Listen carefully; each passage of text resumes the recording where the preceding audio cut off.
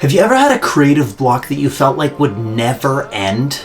Well, I think that this video might have found you by pure synchronicity because I have something that is the perfect remedy for exactly that. In this book right here,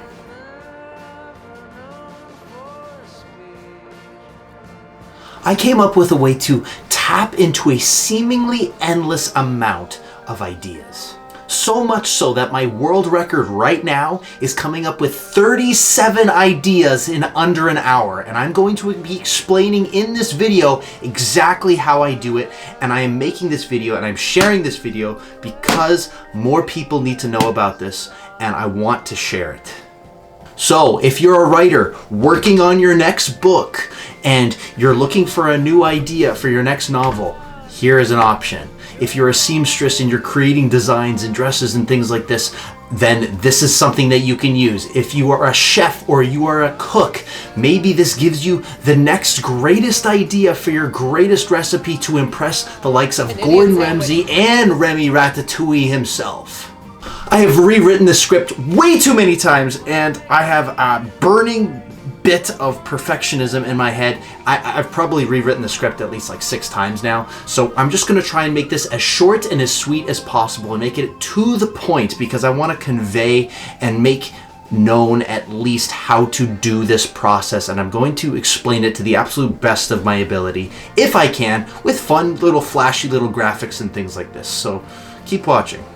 This all stems from just starting to notice that, there are patterns. There are patterns everywhere. Patterns make up our lives. Habits make up our lives. And these types of patterns can very scarcely be controlled, but these patterns can be noticed. And there are lots of patterns that I have noticed. This one in particular is a pattern that yields incredible fruits.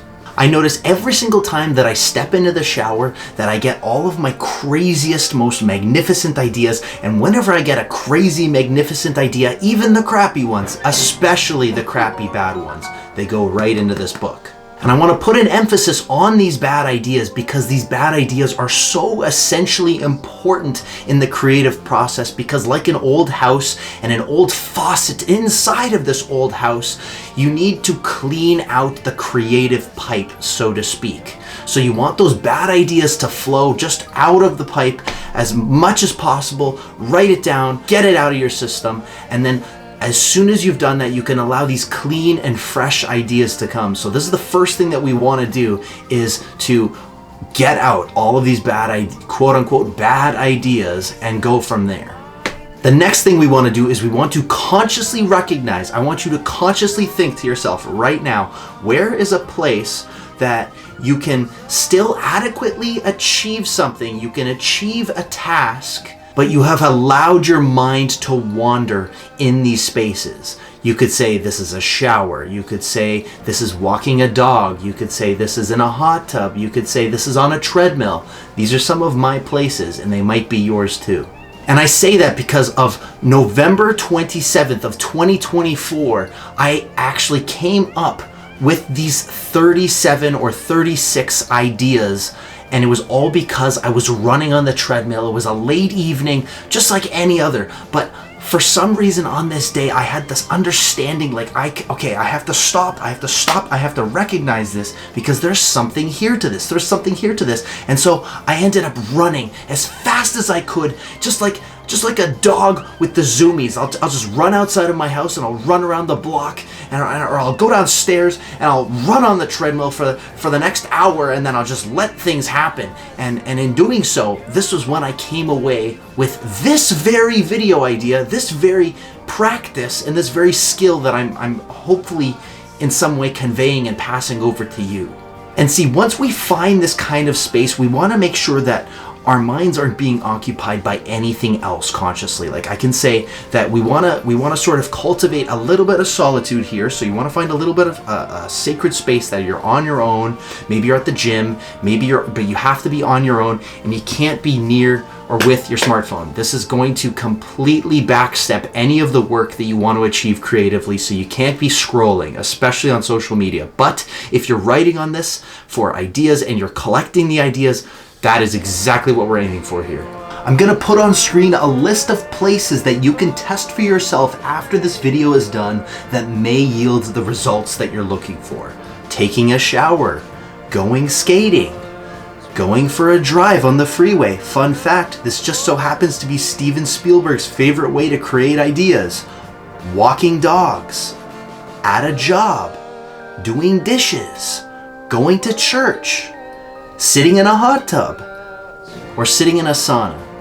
The most important and most crucial step of this is we have to allow our mind to be fluid and flexible, and we have to allow this train of thought, so to speak, to sort of just travel from idea to idea, because we've got lots of things going on in our lives. We have people, we have deadlines to make.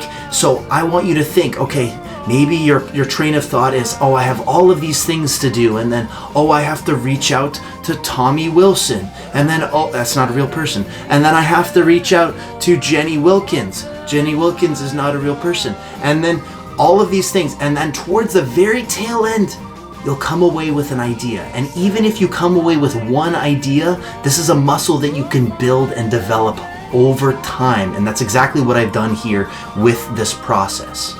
So really, I want you to stop and think about the places that don't demand your full attention consciously, but still allow you to adequately achieve the thing and the task at hand.